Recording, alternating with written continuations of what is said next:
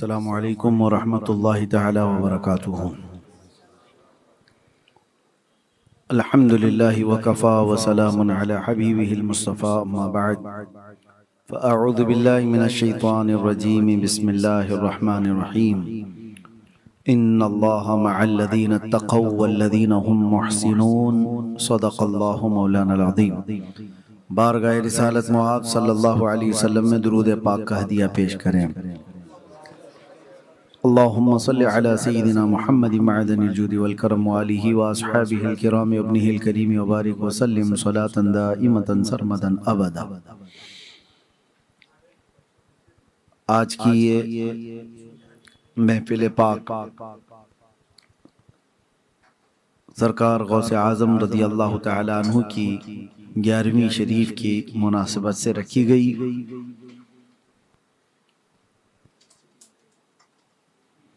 اللہ تبارک و تعالیٰ اس کے فیوز و برکات ہم سب کو عطا فرمائے۔ سب سے پہلے یہ بات بھی آپ سب کے سامنے رکھ دوں کہ لوگوں نے اپنا ایک مزاج بنایا ہوا ہے آج مجھے لے کر کے خاص طور پر، کہ یہ بہت بڑی بڑی کانفرنسوں اور بڑے جلسوں کے مقرر ہیں، اور شاید کیمرے والے بتا دیں تو پتہ چلے گا کہ یہاں کتنی بڑی کانفرنس چل رہی ہے، یہاں کتنا بڑا جلسہ چل رہا ہے۔ اصل مسئلہ بڑے جلسے، بڑے کانفرنس، بڑے میدانوں میں خطاب کرنے کا نہیں ہے، اصل مسئلہ ناموس رسالت پہ بیان کرنے کا ہے۔ وہ چاہے 4 لوگ ہوں یا 4 لاکھ لوگ ہوں، ہم بات سب جگہ وہی کرتے ہیں۔ ہمارے لیے تعداد میٹر نہیں کرتی۔ اگر وہی مسئلہ ہوتا تو کبھی ہم ایک کوہ طور پہ چڑھ کے نہیں آتے۔ تقریباً اتنی اونچی سیڑھیاں چڑھ کر اور ایک چھوٹی سی محفل کے لیے ہم نے کبھی ایسا اسٹیٹس نہیں بنایا ہے جہاں حضور پاک صلی اللہ تعالی علیہ وسلم کی بات ہوتی ہے، جہاں اللہ تعالیٰ کے محبوبوں کا ذکر ہوتا ہے، وہ جس علاقے میں ہو پہنچنے کی ہماری اگر طاقت ہے تو ہم اس میں حاضر ہو جاتے ہیں۔ اسٹیٹس دیکھنا یہ ضروری نہیں ہوتا۔ اور دوسری بات یہ بھی میں آپ کو بتا دوں، کبھی کبھار لاکھوں کی تعداد میں جمع ہوئے جلسے وہ کام نہیں کرتے جو 4 لوگوں کی محفل میں بات ہو جاتی وہ کام کر جاتے۔ تو تعداد کبھی میٹر کرتی نہیں۔ آپ کو معلوم ہوگا آج سے تقریباً 3 سال پہلے ہم نے ایک جو مباہلے کا چیلنج کیا تھا، وہ کوئی بہت بڑی کانفرنس اور بہت بڑے جلسے میں نہیں ہوا تھا۔ وہ مسجد کی ایک چھوٹی سی محفل تھی جس میں 40 سے 50 لوگ بیٹھے ہوں گے، لیکن جو بات نکلی، جہاں پر نشانہ لگایا گیا تھا سیدھے جا کر کتے پر نشانہ لگی رہا۔ اور کبھی ہم نے نہیں دیکھا کہ بڑی کانفرنس ہوگی تو بولیں گے بات وائرل ہوگی، ایسا نہیں ہے۔ یہ اللہ رب العزت کی شان ہے، وہ جس بات کو جیسا چاہے وہ اللہ تبارک تعالیٰ کائنات میں پھیلا دیتا ہے، وہ قادر مطلق ہے۔ تو ہمیں صرف حکم کس چیز کا ہے؟ وَمَا عَلَيْنَا إِلَّا الْبَلَاغُ الْمُبِينُ۔ آپ یہ مت سمجھیں کہ تقریر ختم کر دیا، یہ قرآن کی آیت ہے سورہ یاسین شریف ہے، جس کا مطلب آپ سمجھو۔ ابھی میں نے پڑھا تو سب شوق ہو کر دیکھ رہے ہیں کہ حضرت ختم ہو گیا، کیونکہ آپ ختم پہ ہی آیت سنتے ہیں نا، وَمَا عَلَيْنَا إِلَّا الْبَلَاغُ۔ بہت سارے لوگ کچھ بات ختم کرنے کو بھی یہی کہہ جاتے ہیں، یہ مذاق نہیں ہے۔ اصل میں یہ ہر عالم دین اس لیے بیان کرتے ہیں اس کو آخر میں کہ اللہ تعالیٰ نے قرآن میں فرمایا، یہ انبیاء اکرام علیہ السلام کی زبان تھی۔ انبیاء اکرام جب تبلیغ کرتے تھے اور اخیر میں وہ یہ کہتے تھے وَمَا عَلَيْنَا إِلَّا الْبَلَاغُ الْمُبِينُ، مطلب یہ ہے ہم پر صرف پہنچانا فرض ہے، کسی کو مار کر کے عمل کروانا یہ ہمارا کام نہیں ہے، کسی کو ہم سے ایگری کروانا یہ ہمارا کام نہیں ہے۔ ہم پر کام کیا ہے؟ صرف پہنچانا، لوگوں کے دلوں میں اتارنا اور دنیا بھر میں پھیلانا، یہ رب کی شان ہے، یہ اس کے اللہ تبارک و تعالیٰ کے فضل پر ہے۔ خیر، آج جو بات سننی تھی آپ کو وہ آپ نے سن لیا۔ قبلہ استاذ الاساتذہ حضرت العلامہ مفتی زبیر احمد صاحب قبلہ ادام اللہ اقبالہ سے ان کی ناصحانہ کلمات آپ سن رہے تھے۔ بڑوں کے بولنے کے بعد پھر ہمیں زیادہ بولنے کی ضرورت نہیں، لیکن چند باتیں چونکہ آپ محبت میں سننے کے لیے بیٹھے ہیں تو عرض کیے دیتا ہوں۔ ہم نسبتوں والے لوگ ہیں، اور ہمیشہ ایک بات یاد رکھنا، اپنے بچوں کو بھی یہ چیز منتقل کرتے چلے جاؤ۔ دین کون سا ہمارے بچے اختیار کرنے والے ہیں آگے کے دور میں، کیونکہ سارا کا سارا ان کا دار و مدار آج انٹرنیٹ پر ہے، سوشل میڈیا۔ یہ بہت بڑا سورس ہے انفارمیشن کا، یعنی آپ کو جو معلومات پہنچتی ہے اس کا سب سے بڑا سورس آج کے دور میں کیا ہے؟ Social media. کچھ بھی آپ سے پوچھا جائے کیسے پتا چلا آپ کو؟ سوشل میڈیا یہ بہت بڑا سورس ہے۔ اور پہلے کے دور میں کسی سے کچھ سوال کرتے، اگر وہ کوئی مسئلہ بتاتے بھی تو آپ کو کیسے پتا؟ تو کہتے بہاری شریعت میں پڑھا ہے میں نے، بخاری شریف میں پڑھا ہے میں نے۔ وہ کتابیں سورس تھیں انفارمیشن کی، اور آج کے دور میں ساری چیزوں کا سورس جو ہے وہ سوشل میڈیا۔ دینی نالج بھی، دنیاوی نالج بھی، سب چیزوں کو انہوں نے سورس بنایا۔ اس لیے اب میں آپ سے کہتا ہوں کہ اللہ کے نبی صلی اللہ تعالی علیہ وسلم کا یہ دین، اس کو بزرگوں نے فرمایا انظر امن تأخذون دینکم، یہ ہمیشہ دیکھا کرو کہ دین کس سے لے رہے ہو۔ مارکیٹ میں جا کر کے اپنا سامان خریدنے کے لیے اس کی کیٹیگری چیک کرتے ہو، ڈاکٹر کو دکھانا ہے اپنا جسم تو آپ اس کی ڈگریاں چیک کرتے ہیں، اس کا بیک گراؤنڈ کیسا ہے، کسی کو انجیکشن سے مار تو نہیں دیتا۔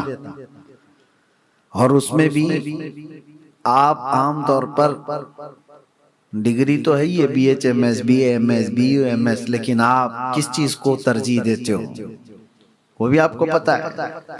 آپ دیکھتے ہیں ایم بی بی ایس ہونا چاہیے، اس سے زیادہ اگر ایم ڈی ہو تو اس کو پریفر کریں۔ جسم کو دکھانے کے لیے بھی آپ بہت جانچ پڑتال کر رہے ہو، سامان خریدنے کے لیے بھی جانچ پڑتال کر رہے ہو، ہر چیز میں اپنے معاملات کے لیے وکیل بھی ڈھونڈتے ہیں تو اس کے ریویوز لیتے ہیں پہلے کہ کیسے۔ یہ سب چیزوں میں ہم جانچ پڑتال کر رہے ہیں، تو کیا ہمارے دین کو ہم اتنا ہلکا سمجھ لیں کہ ایرا غیرہ جو بھی بیان کر گیا اس سے دین لے لیں گے؟ سورس آف انفارمیشن جو ہے، معلومات کا جو ذریعہ ہے آپ کا، اس کے اوپر آپ کی ہمیشہ توجہ ہونا چاہیے۔ کیا چیک کرنا ہے؟ آپ لو نالج لو، انٹرنیٹ سے لو، کہیں سے بھی لو، لیکن ایک کسوٹی ہمیشہ اپنے ساتھ رکھنا۔ مثال کے طور پر آپ کو پتہ ہی نہیں ہے گولڈ جو ہے نقلی کیسا ہوتا ہے، اصلی کیسا ہوتا ہے، تو آپ کبھی بھی ٹھگے جا سکتے ہو، اچھی اچھی دکانوں سے بھی ٹھگے جا سکتے ہو۔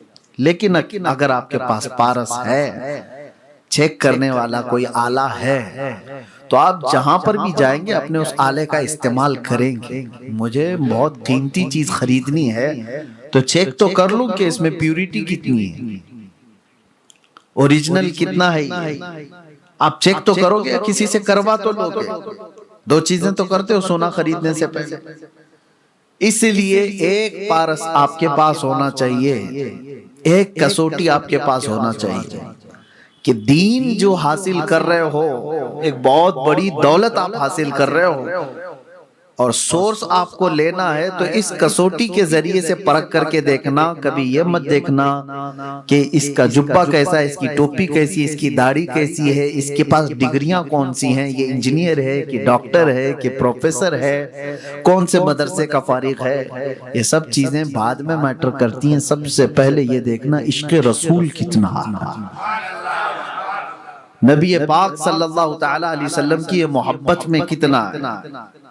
اگر اس چیز میں وہ پکا ہے تو سمجھ لو کہ آپ کے پاس بالکل اوریجنل دین آئے گا، اور اس میں اگر کہیں ڈلمل یقین دکھتا ہے تو سمجھ لو کہ آپ کو ڈپلیکیٹ گولڈ کوئی ٹھگا دے گا، کوئی آپ کو پکڑا کے چلا جائے گا۔ ہمارے آج کے نوجوانوں کو یہ آج سب سے بڑی دقت ہے کہ سوشل میڈیا تو وہ یوز تو کر رہے ہیں، لیکن دین کا سورس جن لوگوں سے وہ حاصل کر رہے ہیں، کیا ان کے بارے میں ان کی نالج ہے، کچھ معلومات ہے کہ جن سے ہم اپنا دین حاصل کر رہے ہیں یہ کون لوگ ہیں؟ یہ باتیں تمہید کے طور پر میں نے کیوں کہا اب آپ کو میں بتاتا ہوں۔ میرے عزیزو، اب ہمیشہ ایک بات یاد رکھنا، جو دین رسول پاک صلی اللہ تعالی علیہ وسلم سے صحابہ میں آیا، صحابہ اکرام سے تابعین میں آیا، سورس یاد رکھو اور ذریعہ راستہ یاد رکھو، صحابہ میں آیا، صحابہ سے جو صحابہ کو دیکھے ہیں وہ کون کہلاتے ہیں؟ تابعین۔ تابعین کے بعد اولیاء کاملین، اولیاء کاملین سے یہ علماء اہل سنت۔ یہ جو سورس ہے ہمیشہ اس کا خیال رکھنا کہ وہی دین میرا سچا ہے جس کو صراط مستقیم کہا گیا ہے۔ یہ سارے سورس میں سے کہیں کسی ایک کا بھی کوئی انکار کرتا ہوا دکھتا ہے تو سمجھ لو کہ یہ دوسرے راستے والا ہے، صحابہ کا انکار کرنے والا، تابعین کی گستاخی کرنے والا، اولیاء کی بے حرمتی کرنے والا، علماء کی جماعت سے بغاوت والا۔ اس طرح سے کوئی بھی شخص آپ کو نظر آیا تو اس سے دین حاصل کرو گے تو گمراہی تمہارے سامنے ہے۔ اسی لیے اولیاء کاملین کی باتیں ہم بار بار محفلوں میں کیوں عرض کرتے ہیں؟ یہ جو محفل ہے نا غوث پاک کی، غریب نواز کی، کیوں منعقد کرتے ہیں؟ یہ بتانے کے لیے کہ اے میرے بچوں، ہمارے پاس جو دین آیا ہے وہ گوگل کا نہیں ہے، وہ غریب نواز اور غوث پاک سے ہوتا ہوا ہے۔ ہمارے پاس جو دین ہے وہ اس راستے سے آیا ہے۔ بچوں کو یہ چیز آپ ان کی گٹھی میں پلا کر کے جاؤ کہ یہ سورس آف انفارمیشن جو ہے، یہ جو دین کا راستہ ہے جہاں سے ہمیں ملا ہے، اس سے ہٹ کر کے ہمیں نہیں لینا ہے، ان کے گستاخوں سے نہیں سیکھنا ہے۔ کچھ لوگ یہ کہتے ہیں کہ وہ بھی تو کچھ کہہ رہا ہے، سن تو لے، سن تو لے کیا بات کر رہا ہے۔ میرے عزیزو، بہت بڑے بڑے لوگوں کی میں بات آپ کو بتاؤں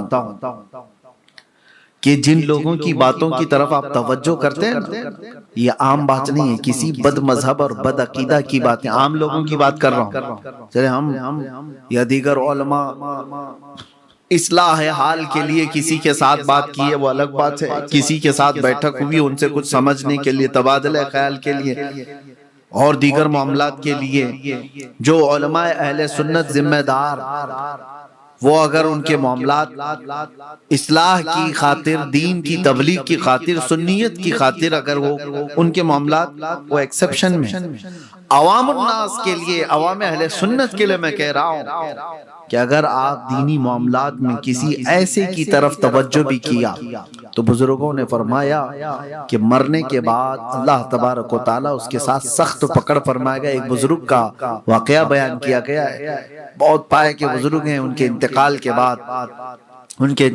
بعد ان کو کسی نے خواب میں دیکھا اور پوچھا کیا معاملہ کیا، تو انہوں نے کہا کہ 5 سال تک تو مجھے ایسے ہی کھڑا رکھا گیا۔ وجہ کیا ہے؟ کہا کہ میں کسی بد مذہب کی بات سن رہا تھا، بد عقیدے شخص کی بات سن رہا تھا۔ اس بارے میں میرے عزیزو، اس چیز کو آپ ہلکے میں نہ لیں۔ اب جو دور آ رہا ہے، گمراہیاں تمہاری چوکھٹ پر آ گئی، کتنے ایسے میں آپ کو بتاؤں، کتنے ایسے روز ایک فرقہ جنم لے رہا ہے، اس کا کوئی بانی ہوگا۔ شیطان بھی آج کھڑا ہو جائے اور کہہ بھی دے کہ میں شیطان ہوں، اس کے فالوور تو کچھ تو آئیں گے۔ آپ یہ مت دیکھنا کہ کس کے پیچھے کتنے لوگ جا رہے ہیں، آپ نے گمراہیوں کے یہ جو دروازے دیکھے، اس لیے میں آپ سے کہہ رہا ہوں کہ آپ کو پرکھنے کی اتنی صلاحیت نہیں ہے تو خواہ ان دروازوں پر مت بیٹھو۔ کوئی کہہ رہا ہے کہ ریفرنس نمبر یہ، ریفرنس نمبر وہ، فلاں، لیکن وہ گستاخ ہے صحابہ کا، گستاخ ہے تابعین کا، گستاخ ہے اولیاء کا، تو اس کی ان باتوں کو بھی نہ سنو، ان باتوں کو بھی نہ سنو۔ حضرت امام احمد بن حنبل رضی اللہ تعالیٰ عنہ کے متعلق یہ بات ہے، نہیں ان سے قبل کے ایک بزرگ ہیں، ان سے یہ روایت ہے کہ ایک بد مذہب شخص ان کو قرآن کی بات سنا رہا تھا، تو آپ نے کہا تم مت سناؤ مجھے، کہا قرآن تو سچا ہے نا، سچی کتاب ہے، تو کہا اگر یہ سننے کی عادت ڈال لی جائے، آج تو قرآن سنا رہا ہے، کل اس کے ساتھ کوئی اور چیز تو سنا دے گا جو چیز تھی ہی نہیں اس کے اندر، تو سامنے والا اس کو بھی وہی سمجھ بیٹھے گا۔ آپ کے سامنے بھی یہ بہت بڑا چیلنج ہے، بچوں کے لیے بھی میں کہتا ہوں، یہ بات اس لیے عرض کر رہا ہوں کہ سرکار غوث پاک رضی اللہ تعالیٰ عنہ، سرکار غریب نواز پر اوچھے حملے کرنے والے ایسے سوشل میڈیا کے جوکر ابھی دیکھے ہم نے، پاکستان سے اٹھے ہوئے، وہاں پتہ نہیں روز ایک فرقہ جنم لیتا ہے، اور 72 سے زیادہ ہو چکے ہوں گے وہاں پہ۔ میں اسی لیے کہہ رہا ہوں کہ ان تمام چیزوں کو آپ سوشل میڈیا میں کوئی حد نہیں، کوئی پابندی نہیں ہے کہ کیا آپ کے سامنے آ جاتا ہے، لیکن اپنے آپ کو کنٹرول اتنا تو رکھو کہ میرا راستہ وہی ہے جو امام اہل سنت فاضل بریلوی نے بتایا، سرکار غریب نواز نے بتایا، غوث پاک نے بتایا، امام اعظم ابو حنیفہ، چاروں ائمہ اکرام نے بتایا، وہ کہاں سے لے کر کے بتایا؟ تابعین اور صحابہ کا راستہ بتایا۔ یہی سورس کے ذریعے سے قائم رہو گے تو گمراہی سے بچے رہو گے۔ اب اولیاء اکرام کی بات میں مختصر سی یہ کہہ دیتا ہوں کہ کیوں ضروری ہے، کیونکہ یہ اللہ تبارک و تعالیٰ کا حکم ہے قرآن پاک میں، یا ایھا الذین آمنوا اتقوا اللہ وکونوا مع الصادقین، اے ایمان والو اللہ سے ڈرو اور سچے بندوں کے ساتھ رہو۔ کون ہیں وہ سچے لوگ؟ کون ہیں وہ سچے لوگ؟ اس کو قرآن ہی گواہی دیتا ہے کہ سچے اور تقوی والے وہی ہیں جو اللہ کے ولی ہیں۔ اللہ کا ولی کون ہے؟ جس کے پاس تقوی ہے، اور متقی ہی اللہ کا ولی ہے، یہ دونوں لازم ملزوم ہیں۔ اور متقی کون ہے، تقوی والا کون ہے، اس کی دو چیزیں میں آپ کو بتاؤں۔ تقوی در حقیقت اللہ کے خوف کو کہتے ہیں، اللہ کا ڈر، اللہ کی خشیت جس کے سینے میں ہے، لیکن وہ تقوی اس کو ایسا پابند بنا دیتا ہے، ایسا پابند بنا دیتا ہے کہ وہ شریعت مصطفیٰ صلی اللہ تعالیٰ علیہ وسلم کے دائرے سے ایک بال برابر بھی آگے نہیں بڑھتا۔ متقی وہ ہوتا ہے۔ کچھ لوگوں کو ایسا لگتا ہے کہ بڑے پرہیزگار ہیں، کون؟ کھانا چھوڑ دینے والا، پانی چھوڑ دینے والا، لمبے لمبے چلے کرنے والا۔ لوگ یہ کہتے ہیں دنیا چھوڑ دیا انہوں نے، یہ بہت پرہیزگار ہے۔ میرے عزیزو، یہ چیز تو سنیاسی بھی کر لیتے ہیں، کھانا چھوڑ دینا، روٹی چھوڑ دینا، یہ بہت ساری چیزیں چھوڑ دینا، کپڑے پہننا بھی چھوڑ دیتے ہیں، تو وہ تو سنیاسی بھی کر لیتے ہیں۔ تو سنیاس کا نام تقوی نہیں ہے، صرف اور صرف یہ چیزیں چھوڑنے کا نام تقوی نہیں ہے۔ تقوی در حقیقت اللہ رب العزت کے اس عظیم خشیت اور خوف کا نام ہے جو اس کو شریعت سے ایک بال برابر بھی آگے نہیں کرتی۔ ہاں، کوئی بندہ ایسا آپ کو دکھ رہا ہے کہ سب دنیا تو چھوڑا ہوا، اس کا گھر بار کچھ نہیں ہے، لیکن وہ لوگوں کے سامنے نماز کی دھجیاں اڑاتا ہے۔ اور کئی ایسے بابا بیٹھے ہوئے ہیں خانقاہ کھول کر کے، بیڑی والے بابا بھی ہیں، سگریٹ والے بابا بھی ہیں، پتہ نہیں کیسے کیسے بابا ہیں، اور لوگ ان کو یہ کہہ رہے ہیں بہت پہنچے ہوئے ہیں، بہت پہنچے ہوئے ہیں، ایک کش پلاتے ہیں اور پتہ نہیں کہاں پہنچاتے ہیں۔ یہ سب تمہارے زمانے کا چیلنج ہے نوجوانوں۔ اگر اس سے بڑی بھی کوئی اچھمبے والی بات بھی وہ کر کے دکھائے تو تولنا کس میں ہے؟ کسوٹی تمہارے پاس ہے عشق مصطفیٰ۔ اور عشق مصطفیٰ کا مطلب یہ نہیں ہے کہ نعرہ لگاتا ہوں لبیک یا رسول اللہ کہتا ہوں، یہ عشق رسول کی بہت بڑی علامت ہے۔ عشق رسول کب پتہ چلے گا کہ ہے یا نہیں؟ عاشق وہی صادق ہے جو اپنے محبوب کی ہر ادا کو عمل کرتا، وہی سچا عشق والا ہے۔ باقی زبانی کی بات نہیں کر رہا ہوں۔ اب میں آپ کو بتاؤں یہ دکانیں جو کھل جاتی ہیں اس کو لوگ تقوی سمجھ رہے ہیں، یہ تقوی نہیں ہے۔ سرکار غوث پاک رضی اللہ تعالیٰ عنہ کی محفل ہے، میں ایک بات عرض کر دیتا ہوں، آپ کے زمانے میں ایک بات مشہور ہو گئی تھی، دریائے دجلہ کے کنارے اللہ کے ایک ولی آئے ہیں، بہت عبادت کر رہے ہیں، بہت عبادت گزار ہیں، اور غوث پاک کی ایک عادت تھی، سلطان الاولیاء کی بات کر رہا ہوں، جب بھی کبھی بغداد میں کوئی بزرگ آتے تو آپ خود ان سے ملنے کے لیے چلے جاتے تھے۔ یہ نہیں ہے کہ لوگ ہمارے آستانے پہ آئے، غوث پاک خود چلے جاتے تھے۔ لوگوں نے جیسی خبر کی کہ کوئی آئے ہیں اللہ والے ہیں تو آپ اٹھے اور کہا کہ اپنے 2 مریدین کو لے کر کے ملنے کے لیے چلتے ہیں، اس بزرگ سے فیض اٹھائیں گے۔ سرکار غوث پاک جب چل کر کے گئے دریائے دجلہ کے کنارے جو ریت پڑی ہوئی تھی وہاں پر پہنچے تو لوگ وہاں تو بہت سارے تھے۔ غوث پاک نے پوچھا وہ اللہ والے کہاں ہیں؟ کہا ابھی چلے گئے، 3 دن سے مسلسل یہیں پر عبادت کر رہے تھے، لیکن ابھی تھوڑے وقت ہوا وہ یہاں سے کوچ کر گئے، سفر پہ چلے گئے۔ آپ نے کہا مجھے بڑا افسوس ہے کہ میں مل نہیں پایا۔ اس کے بعد غوث پاک نے پوچھا کہ وہ عبادت کہاں کرتے تھے؟ تو لوگوں نے بتایا یہ ریت پر۔ تو آپ جا کر کے دیکھتے ہیں تو ریت پر ہاتھ کے پیروں کے نشان تھے جو سجدے کرتے تھے، سجدے میں ہو جاتے ہوں تو ہاتھوں کے نشان بھی تھے، پیروں کے نشان بھی تھے۔ آپ نے غور سے دیکھا اور اس کے بعد کہا وہ جھوٹا شخص ہے، وہ اللہ کا ولی نہیں ہے جس کو تم سمجھ بیٹھے تھے۔ لوگوں نے کہا آپ نے تو انہیں دیکھا بھی نہیں، آپ کیسے کہہ رہے؟ تو آپ نے فرمایا اللہ کا ولی وہ ہوتا ہے جو میرے نبی پاک کی ہر سنت پر عمل کرتا ہے، سنت مصطفیٰ کو ترک نہیں کرتا۔ تو کہا آپ نے کیا دیکھا؟ کہا دیکھو جس کو تم بزرگ سمجھ بیٹھے تھے یہ دیکھ رہے ہو ریت پر اس کے انگلیوں کے نشان ہیں سجدے کے۔ کہا یہ 10 انگلیاں کھلی ہوئی دکھ رہی ہیں؟ کہا ہاں دکھ تو رہی ہے۔ کہا میرے نبی کی سنت تھی جب حضور سجدے میں جاتے تو انگلیاں جمی ہوئی ہوتی تھی، ملی ہوئی ہوتی تھی۔ تو کہتے ہیں وہ ایک سنت کو چھوڑنے والا میں اس کو ولی نہیں سمجھتا۔ یہاں تو 5 انگوٹھیاں پہننے والے، چھلے والے، لٹھ والے، پتہ نہیں کیا کیا والے، سب کو لوگ سمجھ بیٹھے ہیں کہ بہت پہنچے ہوئے ہیں۔ اور ایک بات میں بتا دوں، ایسے والے اگر کچھ کر کے بھی دکھا دیں تب بھی آپ مت دھوکے میں جانا۔ لوگ یہ کہتے ہیں مولانا لوگ تو ان کے خلاف بولتے ہیں بابا لوگوں کے، ہاں بولیں گے، ہم آخری سانس تک بولیں گے، اس لیے کہ درد اس وقت ہوتا ہے جب میرے نبی پاک کی شریعت کی کوئی دھجیاں اڑا رہا ہو اور حضور کی اس امت کو، بھولی بھالی امت کو اپنے دامے فریب میں پھنسا رہا ہو۔ ہمیں پتہ نہیں وہ انسان کی شکل میں شیطان ہو سکتا ہے جو اپنا مرید بنا کر کے اتنوں کو گمراہ کرنا چاہتا ہے، اس لیے ہم بولیں گے۔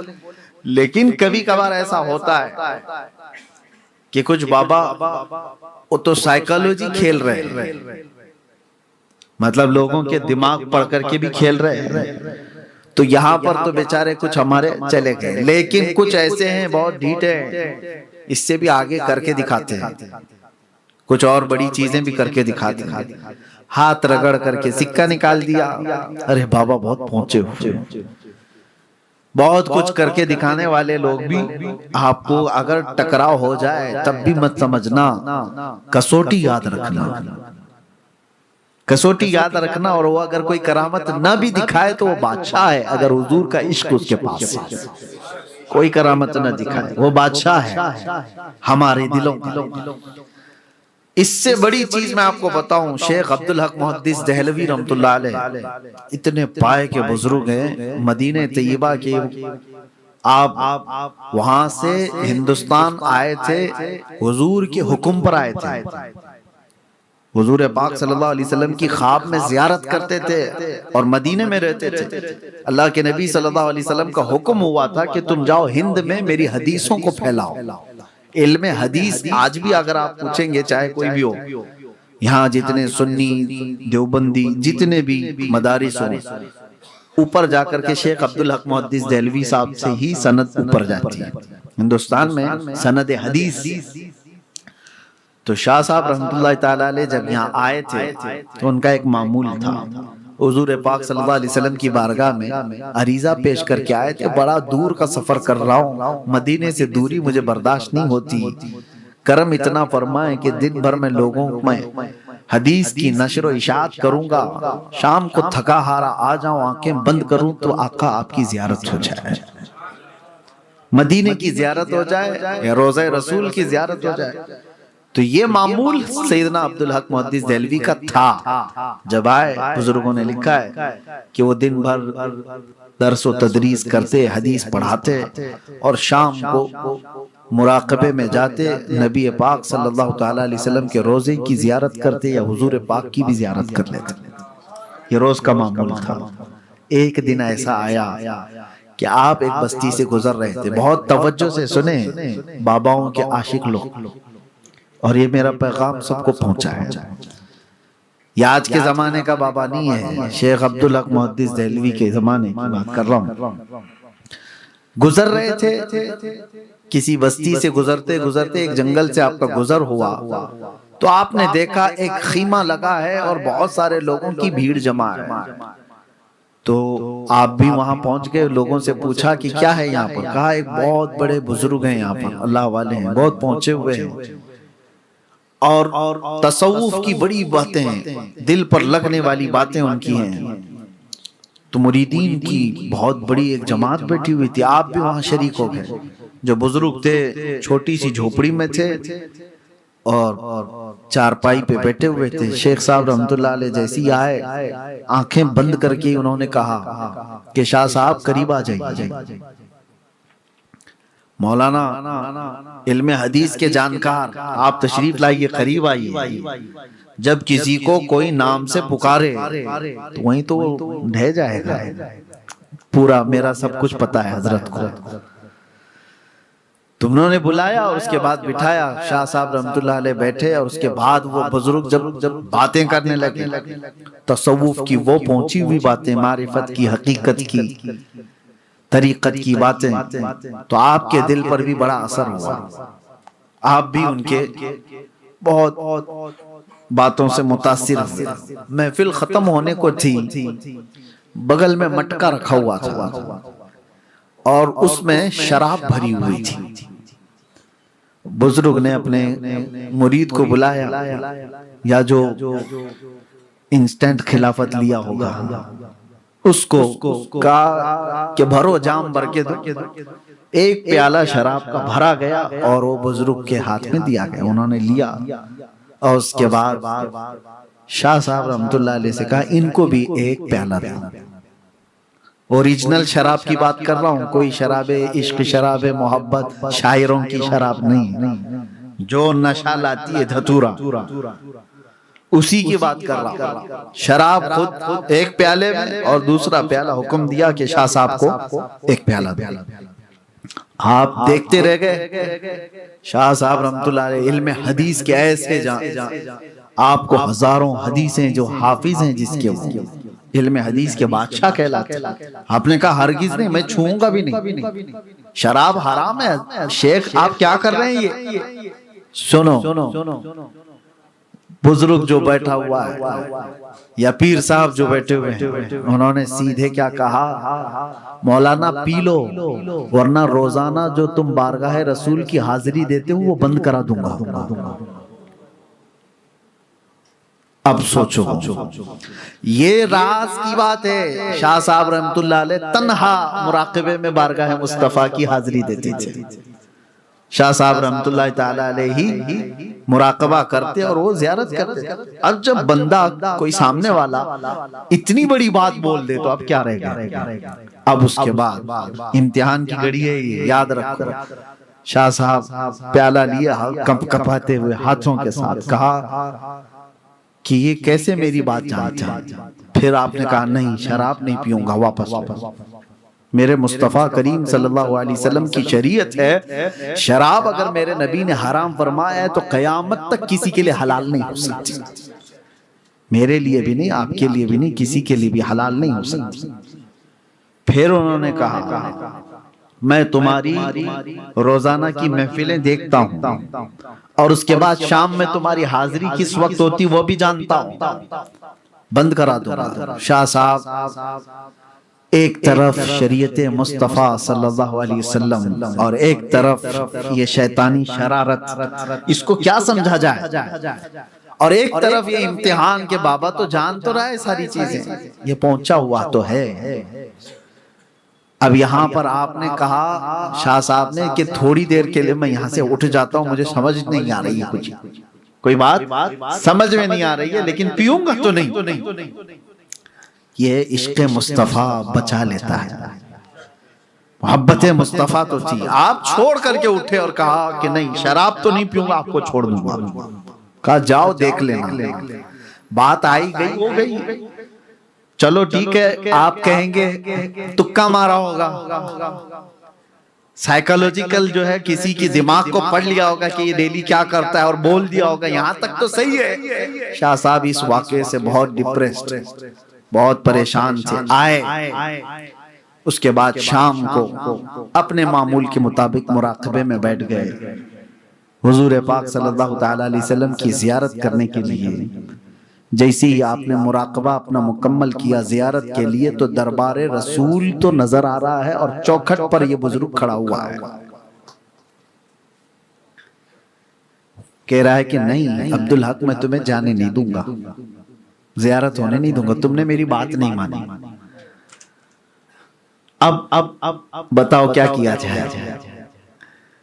تو آپ پریشان ہو گئے کہ کہا یہ تو جو کہہ رہا تھا تو سچ ہی کہہ کے دکھا دیا، مجھے تو زیارت ہونے نہیں دے رہے۔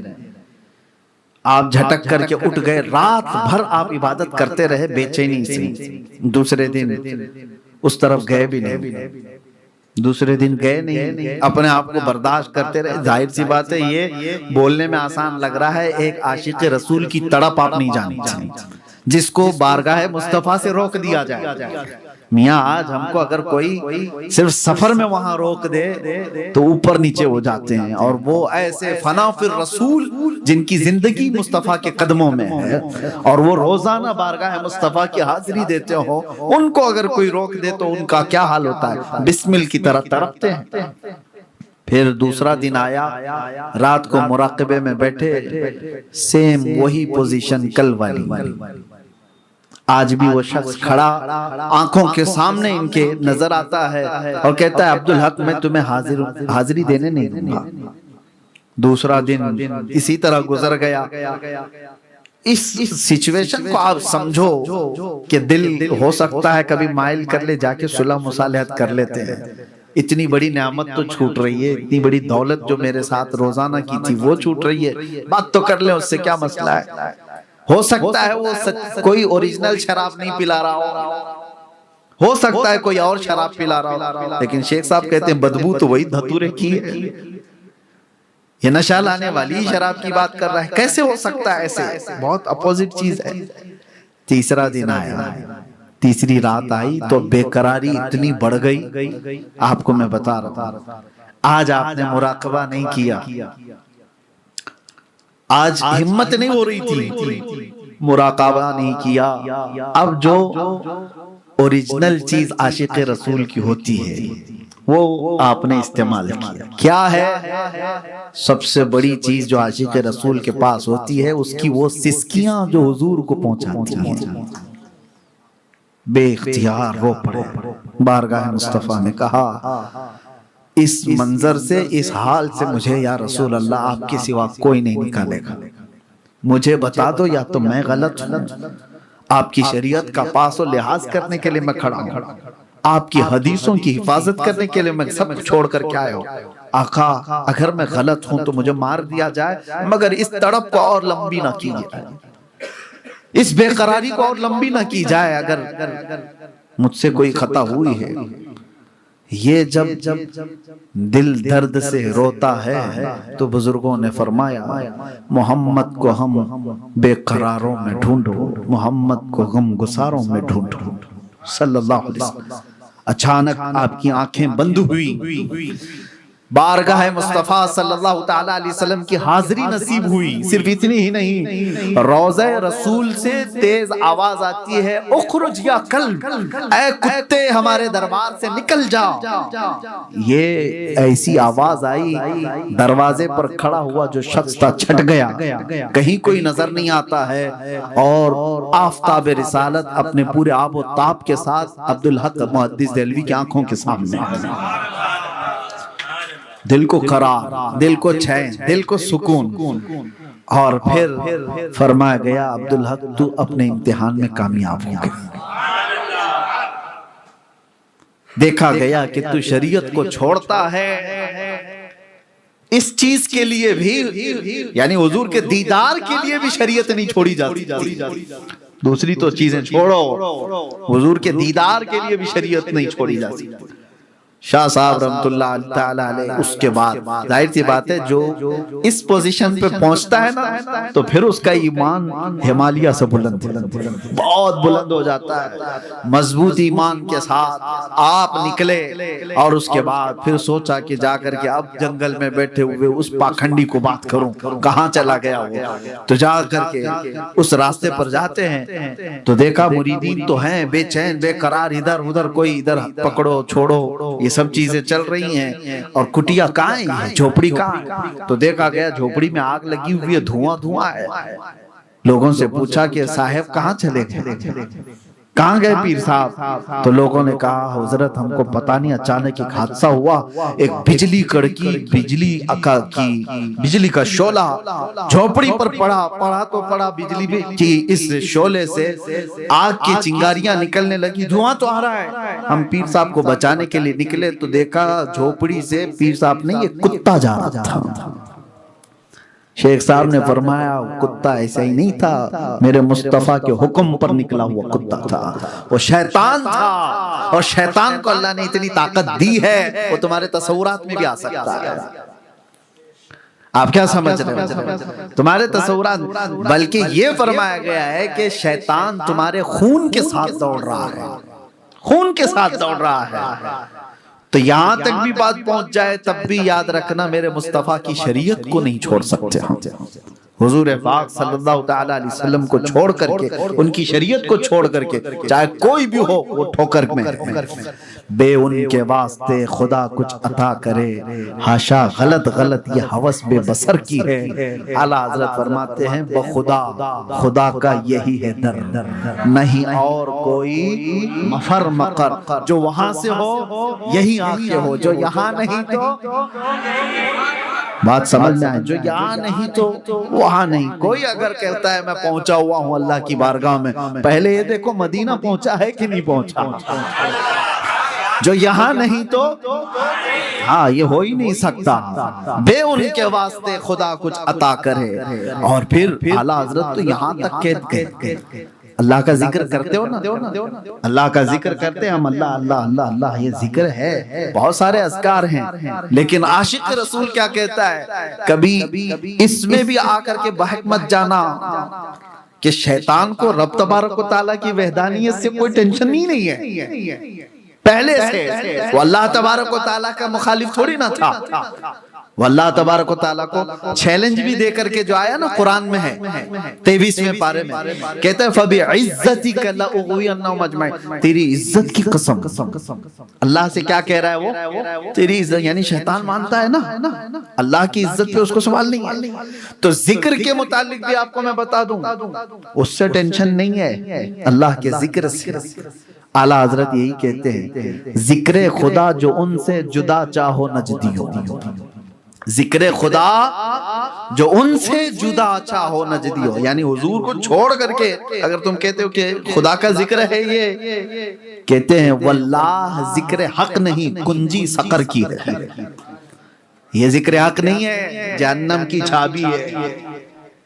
یہ سب مسائل آپ سمجھو اور اس بات پر ہماری گفتگو ختم کرتے ہیں کہ انہیں جانا انہیں مانا نہ رکھا غیر سے کام, للہ الحمد میں دنیا سے. اس کے دوسرے شعر پر آپ توجہ دیں, اعلیٰ حضرت کیا فرماتے ہیں, کسی کا کوئی بھروسہ نہیں ہے کہ مرنے کے وقت کس حال میں جائے گا. کسی کو پتہ نہیں. آپ مسلمان مرو گے یا نہیں مرو گے لکھ کے دے سکتے ہو؟ اسی پہ تو ڈر کے زندگی گزار رہے نا. اولیاء کرام روتے بھی اسی بات پر تھے کہ ابھی تو پتہ ہے لیکن آخری وقت کیسے آئے گا پتہ نہیں. آخری وقت کس کا کیسا آئے گا. ہم نے بہت ساری ایسی موتیں دیکھی ہیں. اللہ بچائے حادثاتی موتوں سے کہ اچانک بہت بڑی مصیبت آئی اور ان کے جملے کفریہ نکلے اور موت آ گئی. آخری وقت کسی کا نہیں معلوم. مسلمان مرے گا کہ نہیں مرے گا کوئی اس بات کی گارنٹی نہیں دے سکتا.